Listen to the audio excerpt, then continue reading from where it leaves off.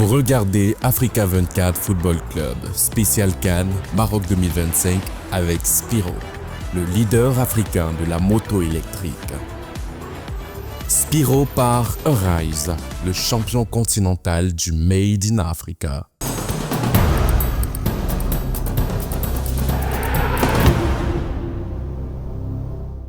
Bienvenue dans l'Africa 24 Football Club, votre rendez-vous quotidien consacré à la CAN Maroc 2025. La deuxième journée de la compétition a débuté ce 26 décembre 2025. Nous sommes en compagnie de notre consultant Jean-Jacques Missé, ancien lion indomptable. Bienvenue à vous. Merci, bonsoir Edith, bonsoir à tous nos téléspectateurs. Nous sommes également en compagnie de Christian Dimadi, journaliste qui nous accompagne pour nous fournir les informations sur la compétition. Bienvenue Christian. Un plaisir renouvelé Edith. Dans le groupe B, l'Angola et le Zimbabwe s'affrontaient ce 26 décembre 2025 au grand stade de Marrakech. Le match s'est soldé sur nul. Un compte rendu de notre envoyé spécial à Marrakech, Lefty Ounou. À Marrakech, ce 26 décembre, l'Angola et le Zimbabwe se sont neutralisés 1-1 au thème d'un match tendu découpé en deux actes bien distincts. Les Palancas Negras ont assumé le contrôle du jeu, affichant 62% de possession et une volonté claire d'imposer le rythme. Cette domination a été concrétisée à la 24e minute par Gelson Dalla, parfaitement lancé dans le dos de la défense et efficace à la finition, donnant un avantage logique à l'Angola. Le Zimbabwe n'a cependant jamais rompu. Plus prudent dans les occupations du terrain, il a accepté de subir pour mieux exploiter les transitions. Sa persévérance a été récompensée dans le temps additionnel de la première période lorsque Kama Bilia Moussona a égalisé à la 45e minute plus 6, concluant une action rapide qui a sanctionné une perte de vigilance angolaise juste avant la pause. Au retour des vestiaires, la rencontre a basculé dans un registre plus fermé et nerveux. Les fautes, les duels appuyés et les avertissements ont progressivement pris le dessus sur les intentions de jeu. L'Angola a tenté de forcer la décision sur coup de pied arrêté et dans le jeu aérien, se heurtant à un Arobi solide, tandis que le Zimbabwe a continué de miser sur les contres sans trouver l'efficacité attendue. Après le coup de sifflet final, ce nul laisse les deux sélections sous pression dans le groupe B avec l'obligation de réagir au troisième et dernier match de groupe pour espérer un ticket pour la phase finale. L'Angola et le Zimbabwe totalisent chacun un point après les défaites respectives contre l'Afrique du Sud et l'Égypte lors du premier match de chacune de ces équipes. Jean-Jacques, l'Angola, quart de finaliste de la CAN 2023, se fait accrocher par le Zimbabwe. Deuxième contre-performance après la défaite contre l'Afrique du Sud. Gelson Dalla et ses coéquipiers se sont-ils mis en danger avant leur prochain match contre l'Égypte? Oui, je crois qu'ici, ils se sont mis en danger et il fallait absolument qu'ils gagnent ce match. Et c'est la preuve que le Zimbabwe aussi travaille. Donc il y a eu cette progression. Parce que jusqu'à la fin, les équipes, il y a eu énormément d'engagement dans ce match-là. Et les équipes, ils ont un point maintenant. Et il faudra au moins gagner le dernier match pour pouvoir espérer être parmi les meilleurs troisièmes. L'équipe du Zimbabwe surprend l'Angola après avoir fait bonne impression contre l'Égypte malgré la défaite 2-1. Les Warriors totalisent 2 buts en 2 matchs et 3 encaissés. Quelle appréciation faites-vous du jeu zimbabwéen? Non, ça joue bien. On voit qu'ils partent de derrière, ils essayent de construire, mais ce qui fait défaut, c'est à la finition. Ils ont un problème de finition où ils ont pas mal d'occasions manquées. Mais ils construisent bien. On voit le progrès dans leur jeu, on voit les plans de jeu, on voit les actions qui sont bien menées, mais parfois qui n'arrivent pas au bout.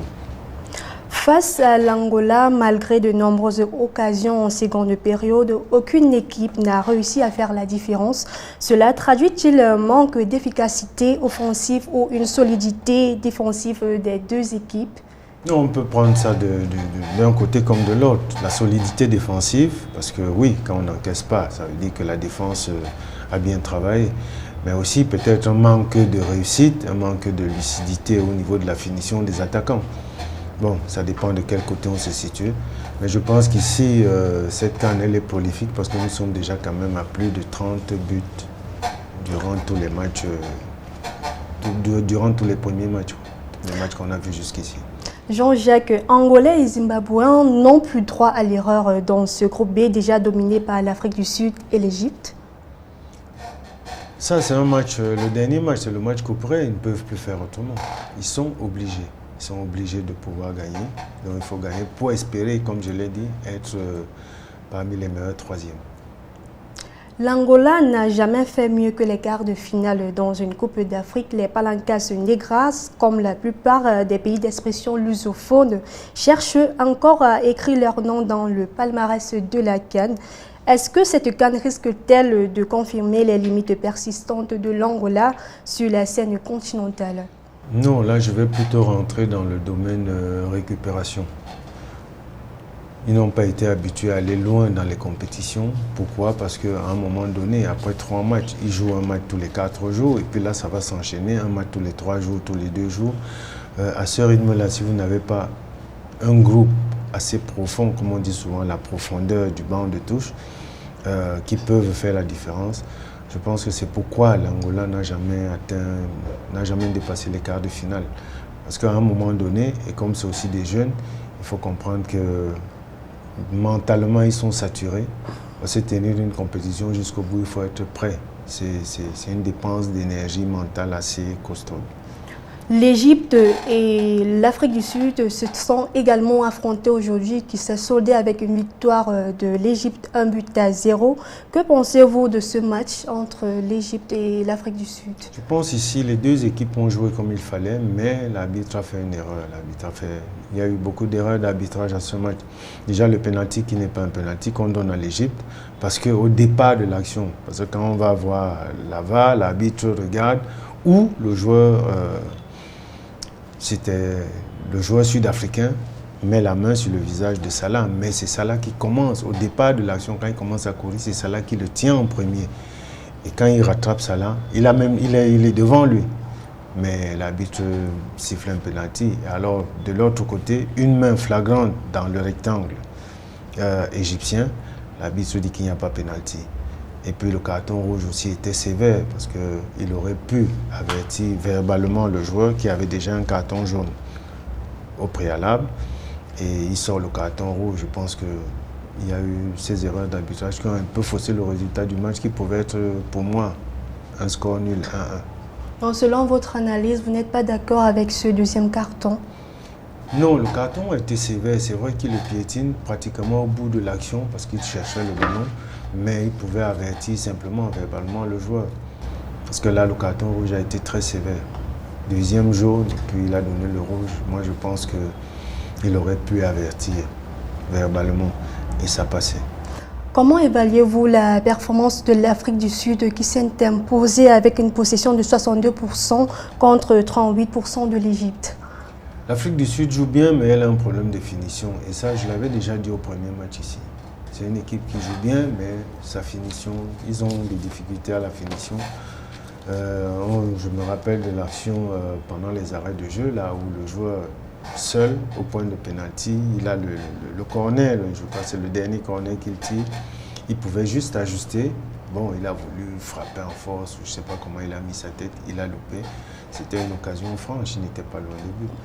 Et c'est ce qui pénalise l'Afrique du Sud. Ils circulent tous bien le ballon, mais ils ont un problème à la finition. Et c'est ça qui risque de les pénaliser. L'Égypte prend désormais la tête du groupe B avec 6 points. Quelle ambition voyez-vous l'Égypte pour la suite de la compétition? L'Égypte a commencé sa compétition dans la difficulté et on voit encore aujourd'hui qu'il n'y a pas toujours cette fluidité de l'Égypte qu'on connaît. Pourquoi? Parce qu'ils ont leur capitaine qui n'est pas vraiment à 100%. On le voit un peu dans la difficulté, il essaye de... Alors que quand il est en forme, il mène le jeu de l'Égypte, on voit une autre équipe. Ici, l'Égypte est un peu poussive, elle est un peu... Je ne donne pas l'Égypte favori de ce que j'ai vu. Peut-être qu'ils vont arriver dans le dernier carré, mais finaliste, je ne pense pas. Je ne pense pas qu'ils peuvent gagner le trophée cette année. Dans le groupe A aujourd'hui, la Zambie affrontait les Comores, tandis que le Mali affrontait le Maroc, pays hôte de la CAN 2025. Focus sur le groupe F après la première journée. Christian Dima 2, avec vous le point sur les résultats et le classement actuel. Les matchs de la poule F ont clôturé la première phase de la Coupe d'Afrique des Nations de football. La Côte d'Ivoire, championne en titre, a pris le dessus sur le Mozambique, 1-0. Amad Diallo a marqué l'unique but de la rencontre à la 49e minute. Le deuxième match de la poule F a vu le Cameroun prendre le dessus sur le Gabon. L'attaquant Karl Etaeyon a inscrit l'unique but de la rencontre, son premier en sélection senior. Au classement, le Cameroun est leader provisoire du groupe F à égalité de points avec la Côte d'Ivoire, deuxième. Le Gabon est troisième et le Mozambique, quatrième. Nous marquons une courte pause et nous revenons juste après pour la suite de l'Africa 24 Football Club.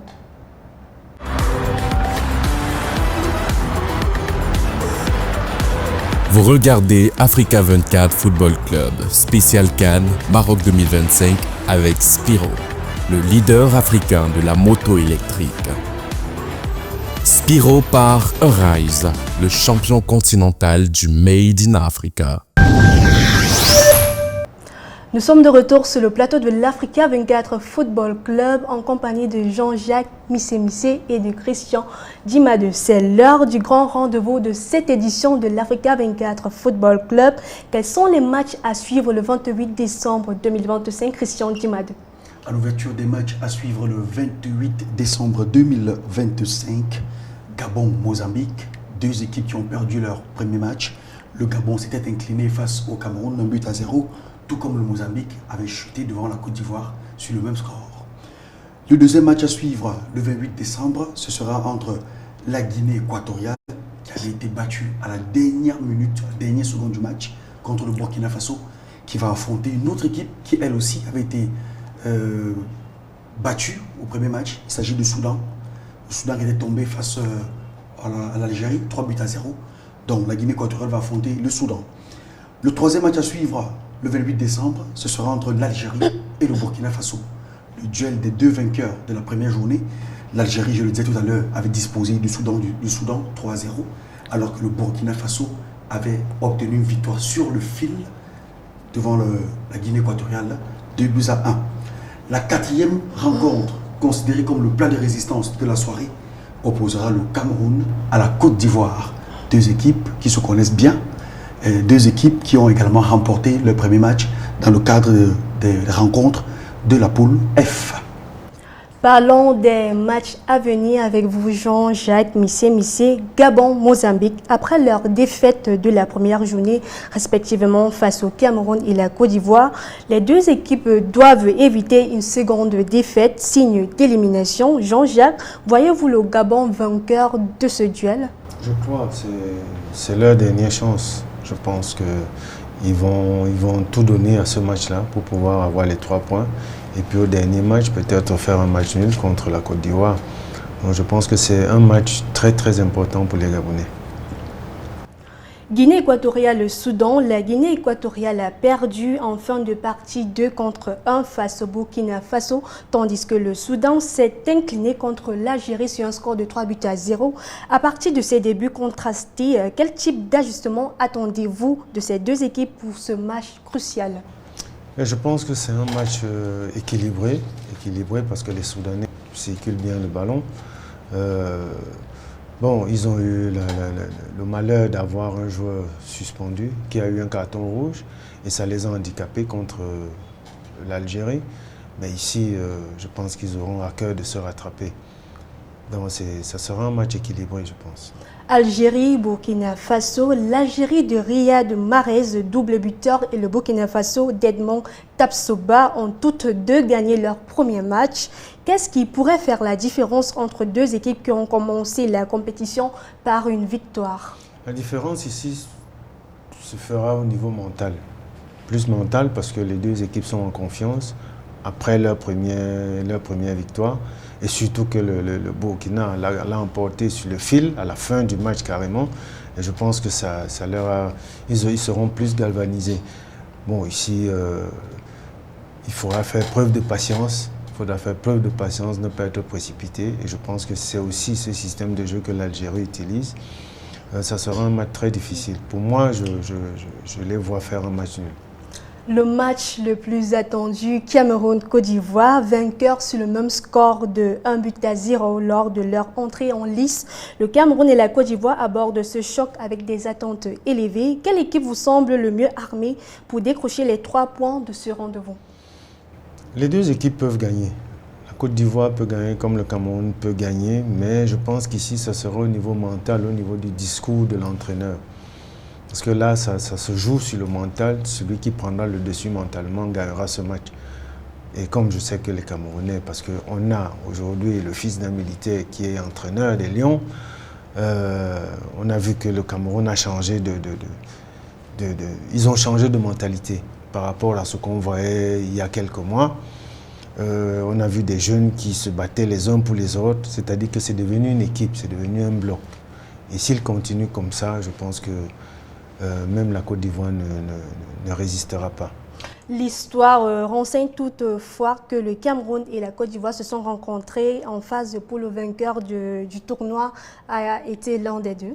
Oui, chaque fois que la Côte d'Ivoire et le Cameroun ont été dans la même poule, l'un a toujours gagné le trophée. Le Cameroun, je crois, a gagné 3 fois, la Côte d'Ivoire a gagné 1 fois, je pense, ou 2 fois.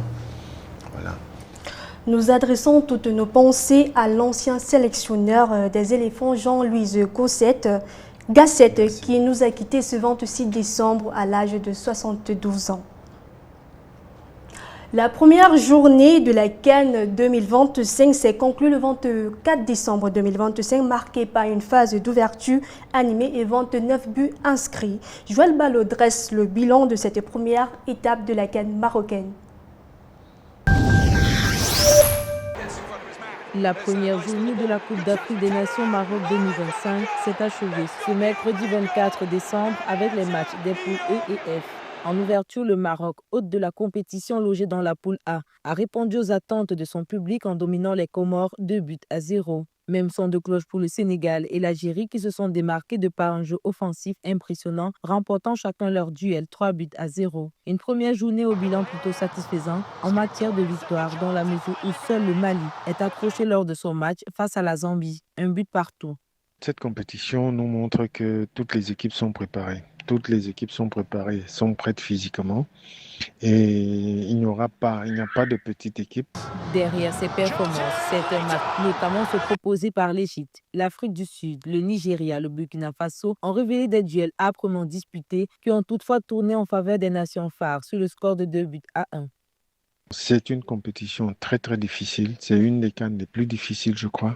Accrochés par leurs adversaires, la République démocratique du Congo, outsider de cette CAN logée dans le groupe D, la Côte d'Ivoire et le Cameroun dans le groupe F ont quand même assuré leur entrée en lice avec une victoire sur la plus petite des marges, 1-0. En ce qui concerne le bilan offensif, moi je reste sur ma faim parce qu'il y a pas mal d'occasions ratées.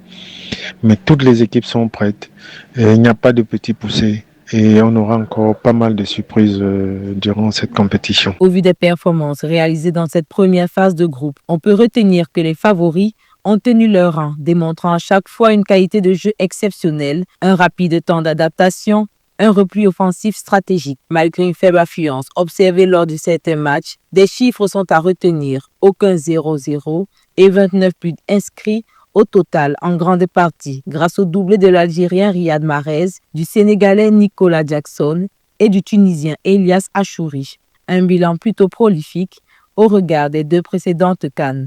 Pour rappel, les organisateurs en charge de la CAN Maroc 2025 ont décidé d'ouvrir les portes des stades 20 minutes après le coup d'envoi pour gratuit du public, dans l'objectif de remplir les tribunes des stades lors de toutes les rencontres à venir. Après cette première journée où les pays favoris ont tous remporté leur match d'ouverture, quel enseignement majeur tirez-vous sur le niveau global de la compétition, Jean-Jacques? Les cadors de l'Afrique sont en place. Les cadors de l'Afrique sont en place, donc je pense qu'ils sont venus prouver qu'ils sont là. Donc on s'attend à ce que les 8e de finale, on retrouve toutes les têtes d'affiche africaines. Et la compétition va continuer sur un rythme assez élevé. Et là, ça sera des matchs couperets parce qu'avec prolongation et tir au but, donc il faut être préparé mentalement. Donc je pense que le troisième match, surtout l'Égypte qui s'est déjà qualifié pratiquement, parce qu'avec 2 victoires, je pense qu'ils vont faire tourner au troisième match pour reposer les cadres pour préparer leur 8e de finale. Et je pense que dans toutes ces équipes qui auront gagné et qui se seront qualifiées pour les 8e de finale vont faire tourner au troisième match, je pense. Qui pensez-vous se retrouvera en finale parmi ces équipes depuis le début? Déjà, pour commencer, je souhaite que le Cameroun se retrouve en finale. Bon, et là, que ce soit le Sénégal, que ce soit l'Algérie, que ce soit l'Égypte, que ce soit la Côte d'Ivoire, bon, il faudra bien qu'on joue, il faudra que ça se joue. Mais je pense que je souhaiterais que le Cameroun se retrouve en finale avec n'importe quel adversaire. C'est la fin de cette édition de l'Africa 24 Football Club. Nous remercions Jean-Jacques Missé-Missé. C'est toujours avec plaisir que je suis là. Nous remercions également Christian Dimade. Je serai toujours présent. Retrouvez toute l'actualité de la CAN Maroc 2025 sur Africa 24 et sur Africa 24 Sport.